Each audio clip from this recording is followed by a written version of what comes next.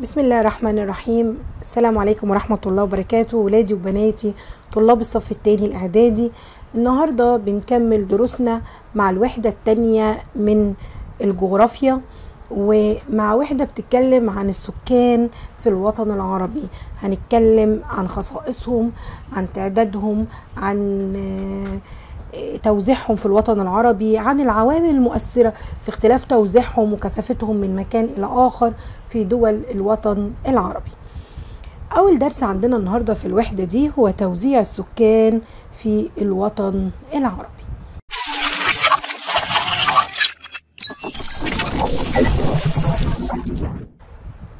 أول حاجة لازم نعرفها في الدرس دوت نمو سكان الوطن العربي، وهنعرف يعني ايه كلمة نمو السكان. تاني حاجة هنعرف توزيع السكان في الوطن العربي. آخر حاجة هنتعرف عليها في درسنا النهاردة هي المشكلة السكانية اللي موجودة في الوطن العربي.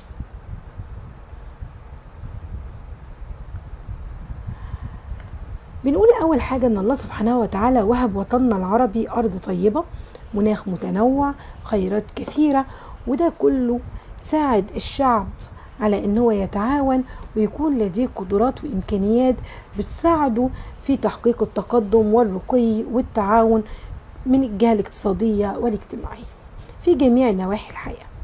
الشعب العربي رغم اختلاف اماكن اقامته وتوزيعه في دول مختلفة، الا ان كلهم بيشتركوا في اصل واحد تربطهم لغة واحدة وهي اللغة العربية، تربطهم وحدة المكان والتاريخ المشترك، وبيدين معظمهم بالدين الإسلامي. أولا عايزين نتعرف على معنى نمو سكان الوطن العربي. عايزين نعرف يعني إيه كلمة نمو سكان. تعريف نمو السكان هو زيادة السكان خلال فترة زمنية معينة. الدول العربية بتقوم بحاجة اسمها التعداد السكاني. يعني ايه تعداد سكاني ويعني ايه تعداد سكاني؟ بيعملوه دوريا. يعني ايه دوريا؟ يعني خلال فترة زمنية محددة لكل دولة، عشان اقدر ازود مشروعاتي التنموية او مشروعات التنمية الاقتصادية في الزراعة، في الصناعة، في اي حاجة. عشان اقدر اعمل تقدم اقتصادي لازم اعرف احتياجاتي انا كدولة ايه، وعشان اعرف احتياجاتي لازم اعرف عدد سكاني، وهل الزيادة اللي بتحصل كل فترة في عدد السكان هتأثر لي على المشروعات الاقتصادية بتاعتي ولا لا. عشان اقدر اعمل خطة مستقبلية، عشان اقدر اعمل خدمات جديدة، لازم ابقى عارف عدد سكاني. وعشان كده الدول العربية بدأت تتجه للتعداد السكاني، وتعتبر مصر من اولى الدول العربية اللي عملت تعداد سكاني في الوطن العربي كله. عندي دول عربية بتعمل التعداد ده كل 5 سنوات زي دولة الأردن، وعندي كل 10 سنوات مثل مصر، واللي تعد أقدم الدول العربية في عمل التعداد السكاني. سكان الوطن العربي في تزايد مستمر، فقد بلغوا 428 مليون نسمة وفقا لتقارير الأمم المتحدة عام 2019، أي بيمثلوا حوالي 5.5% من تعداد سكان العالم كله. بيقول لي إن معدلات النمو في سكان الوطن العربي معدلات مرتفعة جدا. طب إيه السبب الزيادة المستمرة لسكان الوطن العربي؟ معدل النمو حوالي 2.6%، وده معدل مرتفع وسريع بالنسبة لمعدل النمو في العالم كله. بما تفسر بيرجع لإيه؟ هو احنا المفروض نحفظ النسب. انت مش مطالب تحفظ النسب زي ما قلنا ولا الأرقام دي، لكن أنا أعرف إن النسبة دي تعتبر كبيرة، وأعرف إيه سببها وإيه المشكلات اللي بتنجم عنها. طيب بما تفسر قال لي إن ده بيرجع لارتفاع معدلات الزيادة الطبيعية والزيادة غير طبيعية، وهنعرف يعني ايه زيادة طبيعية ويعني ايه زيادة غير طبيعية. الزيادة الطبيعية للسكان هو فرق بين عدد المواليد وعدد الوفيات. يعني ايه الكلام ده؟ يعني مثلا هندي مثل بسيط جدا. قرية اتولد فيها السنة دي 1000 طفل، 1000 مولود جديد، ومات السنة دي من أهل البلد مثلا وليكن 100.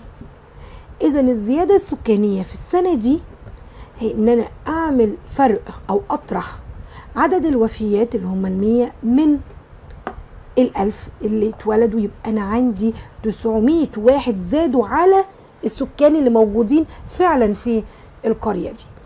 ده معنى كلمة الزيادة السكانية، ان انا اجيب الفرق ما بين عدد المواليد اللي عملوا لي زيادة جديدة في القرية دي وبين عدد الوفيات، ودي بسميها زيادة طبيعية. يعني ايه؟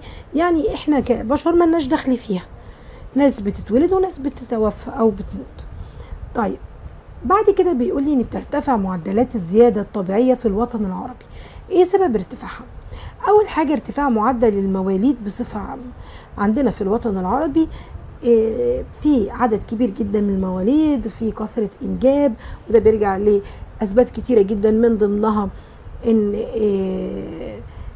النساء مثلا ما بتشتغلش، ناس كتيرة منهم ما بيشتغلوش، ان هو ممكن ان صغر سن الزواج، يعني الزواج المبكر، وهكذا. انخفاض معدل الوفيات، بدأت عدد الوفيات تقل، بالتالي الزيادة الطبيعية بتكتر، المواليد بتكتر. طب ده بيرجع لإيه؟ قال لي أول حاجة تحسن الأحوال الصحية. الدول العربية بدأت تهتم جدا بالأحوال الصحية وتقديم الرعاية الصحية لمواطنينها. ارتفاع مستوى المعيشة، شيء طبيعي لما الإنسان مستوى المعيشة بتاعه بيعلى، مستوى الاجتماعي بتاعه بيعلى، بيبدأ يبقى فيه المستوى الصحي مرتفع برضو. تقدم الرعاية الطبية للأطفال، لأن أغلب الوفيات كانت في الوطن العربي في فترات طويلة كانت من الأطفال صغير السن بسبب عدم وجود رعاية طبية بيهم. دلوقتي بقى فيه تطعيمات ورعاية طبية دورية للأطفال. على الرغم من انخفاض معدل الوفيات في الوطن العربي، إلا أنه لا يزال مرتفعا في بعض الدول زي فلسطين وسوريا والعراق. والسبب طبعا لو احنا افتكرنا ال3 دول دول، فلسطين وسوريا والعراق، هيبقى طبعا راجع للحروب والمنازعات اللي بتحصل فيهم، اذا كانت فلسطين او سوريا والعراق. والصومال بسبب الحاجتين، الحروب والصراعات، وبسبب المجاعات اللي موجودة فيها. بعد كده بيقولي الزيادة غير الطبيعية. زيادة غير الطبيعية هي الهجرة. تعالوا يا ولاد كده نفهمها يعني ايه. يعني واحد انتقل من مكان، من بلد لبلد، يعني مثلا اجى البورسعيد 500 واحد يشتغلوا السنة دي مثلا في اي حرفة، بالتالي تعداد بورسعيد زاد بالعدد ال500 دولت، ولكنها زيادة غير طبيعية، يعني مش ناتجة عن فرق ما بين ولادة ووفاة، مش ناتجة عن ناس اتولدت وناس اتوفت، لا ده نتيجة انتقال افراد من مكان الى اخر. طيب الزيادة غير الطبيعية هي الهجرة على طول، وعبارة عن انتقال الأفراد من منطقة إلى منطقة أخرى بغرض حاجتين، إما الإقامة أو العمل، يعني عايز يقيم في مكان آخر أو إن هو يشتغل. طيب بعد كده بيقول لي إن بتؤثر الزيادة غير الطبيعية على النمو السكاني. إزاي؟ معنى كده إن أنا هيزيد عندي عدد السكان في الدول المستقبلة للمهاجرين، يعني الدول اللي بيجي لها ناس، وهيقلوا في الدول الطاردة اللي بيخرج منها سكانها. الدول المستقبلة عندي في الوطن العربي وبشكل كبير جدا هي دول الخليج العربي، اللي يعتبر عدد كبير جدا من الدول ذات الكثافة العالية بيسافروا إلى دول الخليج. لو بصينا على الخريطة اللي قدامنا هنلاقيه محدد لي مناطق الكثافة المرتفعة في الوطن العربي. أعلى مناطق كثافة هي في مصر في الوادي والدلتا، وبعد كده بتبدأ تقل الكثافة في بعض المناطق الزراعية نوعا ما، ولكنها لا تقل تماما، تعتبر مرتفعة برضو زي منطقة العراق ومنطقة شمال الوطن العربي. كثافة متوسطة ثم منخفضة ونادرة.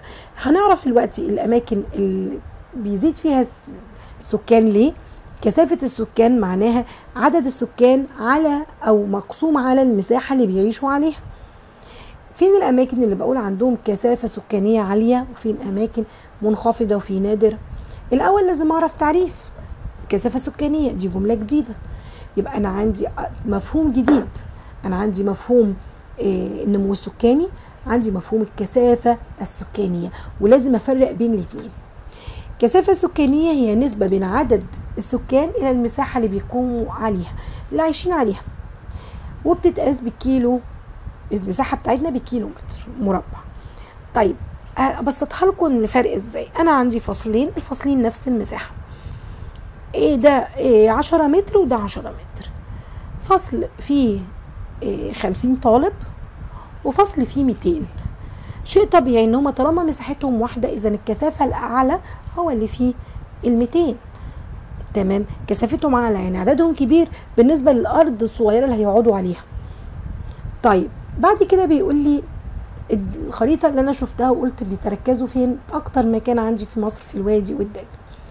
بيتضح ان لو انا بصيت للخريطه هلاقي اختلاف في السكان وتوزيعهم من مكان الى اخر.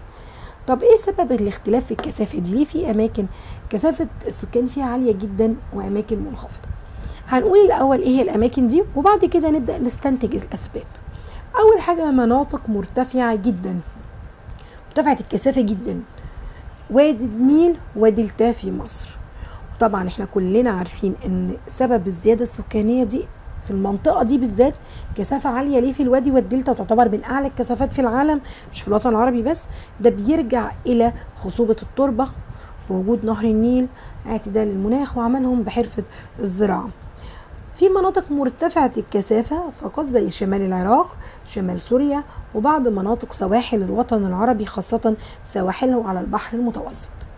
مناطق متوسطة الكثافة بعض الجهات الساحلية في بلاد الشام وفي شمال إفريقيا. مناطق منخفضة الكثافة زي هضبة الشطوط اللي موجودة في الجزائر. في مناطق بقى نادرة السكان ودي بتتمثل في الصحارى العربية زي الصحراء الكبرى اللي عندي في افريقيا او في الجناح الافريقي. بما تفسر اختلاف توزيع السكان وكثافتهم من مكان الى اخر. ليه احنا المكان ده بيبقى سكانه كتير جدا، كثافتهم عاليه جدا، فيها تزاحم ناس كتيره، ومكان تاني فيه ناس قليله وفيه نادره خالص مش موجودين؟ السبب هيبقى لعده عوامل، منها عوامل طبيعيه ومنها عوامل بشريه. العوامل الطبيعيه تتمثل في موارد الميه، شيء طبيعي، احنا قلنا قبل كده ان حتى الحضارات قامت على مناطق وجود المياه. التربة الخصبة، التضاريس، والمناخ. عندي تاني حاجة عوامل بشرية، يعني البشر هم اللي اوجدوها، زي الانشطة الاقتصادية بتأثر في توزيع السكان، زي الصراعات والحروب بتأثر، زي النقل والمواصلات. اول حاجة العوامل الطبيعية دي تتمثل في موارد المياه والتربة الخصبة. بيتركز دايما السكان في مناطق الانهار والسهول الفيضيه. فاكرين لما خدنا درس التضاريس وقلنا ان اهميه السهول الفيضيه انها مناطق تركز سكاني وكثافه سكانيه عاليه، لان هم بيتركزوا حول الانهار ليعملوا بحرفه الزراعه، او بيكونوا في اماكن سقوط الامطار زي السواحل الشماليه لافريقيا. كمان في مناطق المياه الجوفيه في الواحات، واحنا قلنا ان انا عندي واحات زي الواحات اللي موجودة في مصر زي واحة سيوة أو واحة القفرة في ليبيا. بيقل السكان بقى في مناطق الصحراوية، يبدأوا يقلوا تماما عشان ما فيش مية، عشان كده بتأثر المياه. التضاريس بقى بيتركز السكان دايما في المناطق السهلية، من الكلمة هي مناطق سهلة ما فيهاش وعورة، ما هياش مرتفعة، ما هياش صعبة، فبيبقى سهل عليه ان هو يزرعها وان هو يمهد فيها طرق وان هو يوفر فيها مواصلات. بيقلوا قدامها بقى في المناطق المرتفعة. على الرغم من كده ان الجبال مناطق بيقل فيها السكان، لكن عندنا في جبال في الوطن العربي بيعيش عليها السكان، زي سكان اليمن ولبنان بيفضلوا سكن الجبال، وده بيرجع الى اعتدال المناخ فيها خصوصا في اليمن بسبب ارتفاع الحرارة. بعد كده عندي المناخ. هل المناخ بيأثر في توزيع السكان؟ طبعا. دايما السكان بيميلوا ان هم يعودوا او يتركزوا في مناطق المناخ المعتدل والممطر، وبيبعدوا جدا عن المناطق الجافة اللي لا تسقط فيها امطار. زي ما احنا قلنا بيقلوا فين؟ في المناطق ذات المناخ الحار والجاف. كلمة جاف يعني لا تسقط بها امطار. الأنشطة الاقتصادية بقى بتأثر ازاي في توزيع السكان؟ يعني ازاي اقول في مكان الناس فيه كتير كثافتهم عالية لمجرد ان بيشتغلوا حرفة معينة؟ ايوه، ازاي دوت؟ قال لي ان تؤثر الأنشطة الاقتصادية في كثافة السكان وفي توزيعهم في الوطن العربي على الشكل التالي. الجدول ده بيبين لي ازاي النشاط بيأثر في كثافة السكان. اول حاجة عندي النشاط الزراعي، وهنتفق مع بعض ان في كلمات كي وورد او كلمات بتبقى هي مفتاح العبارة بتاعي اقدر احدد منها. النشاط الزراعي هلاقي معاه كلمة ترتفع، النشاط الصناعي هلاقي معاه كلمة ترتفع، النشاط التعديني هلاقي برضو معاه ترتفع الكثافة السكانية. النشاط الرعوي هلاقي كلمة تنخفض. تمام. النشاط الزراعي بترتفع الكثافة السكانية فيه في المناطق الزراعية زي في مصر والعراق، احنا قلنا تعتبر أعلى كثافة موجودة عندي في مصر في الوادي والدلتا. النشاط الصناعي ترتفع الكثافة جدا في المدن الصناعية، لأن المصانع الحديثة بتحتاج أعداد كبيرة من العمال، فكده بترفع كثافة المدن الصناعية زي اللي موجودة في القاهرة واسكندرية بمصر. النشاط التعديني خلي بالي من أفضل من كلمة ترتفع أقول تتركز، لأن بيتركز السكان فيها في مناطق التعدين واستخراج مصادر الطاقة. هي مناطق يتركز فيها السكان عشان العمل ده بس، وهو استخراج المعادن. وهتلاقي ناس كتير بتروح تشتغل في مناطق استخراج البترول أو المعادن ومصادر الطاقة، وده بسبب توافر فرص العمل وارتفاع الدخل والأجور في هذه المناطق التعدينية. النشاط الرعوي هو الوحيد اللي الاقي كلمة تنخفض. احنا اتفقنا ان النشاط الرعوي بيحتاج تنقل من مكان الى اخر، ودايما بيعيشوا في المناطق الصحراوية، ولذلك بيقل فيها عدد السكان وبتنخفض الكثافة السكانية، تلاقي اعداد قليلين وعايشين على مساحات واسعة جدا من الاراضي. يبقى اول سبب كان الانشطة الاقتصادية، أول سبب بشري بكل أنواع الأنشطة الاقتصادية، إذا كانت زراعة، صناعة، إذا كان تعدين، إذا كان رعي. طيب الصراعات والحروب بتأثر إزاي في تعداد السكان وفي كثافتهم من مكان إلى آخر في الوطن العربي؟ ليه بلاد بيزيد فيها الكثافة وبلاد لأ؟ هل الصراعات والحروب بتأثر؟ طبعا بتأثر، والدليل على كده إن في دول عربية كتيرة اختلف توزيع سكانها واختلفت كثافتها السكانية بسبب الحروب والصراعات، اما لان اعداد كبيره منهم توفوا في الحروب دي نتيجه الصراعات والحروب، قتل اعداد كبيره منهم، او اجبروا على ترك بلادهم وان هم يتركوها ويمشوا ويروحوا بلاد تانية. تمام. زي ايه؟ كتير من الدول العربيه في الوقت الراهن او في السنين الاخيره زي ما احنا شايفين في فلسطين وفي سوريا وفي العراق. بعد كده بنقول ثالث عنصر من العوامل البشرية المؤثرة في كثافة السكان أو توزيع السكان في الوطن العربي هي النقل والمواصلات. معنى كده إن النقل والمواصلات بيؤثر؟ طبعا. أنا عن نفسي استحالة إن أنا أعيش في مكان مش من السهل منه إن أنا أنتقل منه لعملي أو منه أروح لأي مكان آخر.